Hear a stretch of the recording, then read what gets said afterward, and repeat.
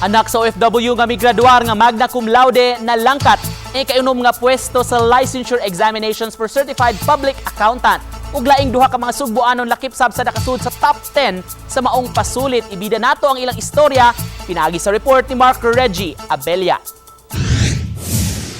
Nagbunga ang 15 katuig nga panarbaho sa amahan ni Jensel John Lungno, OFW sa Saudi Arabia ug sayang inahan nga miamuma kaniya. Milanding si Jensel John Lungno sa ika-6 nga pwesto sa Certified Public Accountant Licensure Examinations May 2023 sa passing rate nga 88.33%. Jensel John Monterrey Longno. Miangko ng 23 anyos nga migraduar nga magna cum laude sa University of San Carlos nga wala siya magdahom nga malakip sa talaan sa top 10 kay daw naglisod siya sa ikaduha ug katulong adlaw sa examinations. Gawa sa pag-ampo ug hugot nga pagtuo sa kahitasan, nagkugiusab siya sa pagtuon isip paagi nga mabayran niya ang kahago sa iyang mga ginikanan. Di dyan ako sila pasagdan nga mutabang ko sa mga gastuon kay sa karon daghang ba kay mga gastuon ug mga utang nga need pa jud bayaran.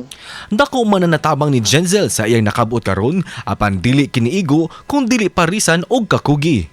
Keep sila og kanang good nga support system bitaw around them kay grabe jud ang mental health nga kanang shaky kayo if kanang ikaw ra usa wala kay makasuri ang nga tao. So lucky ko kay na jud kay friends around me nga same jud me og kanang mindset bitaw nga magtinabangay jud.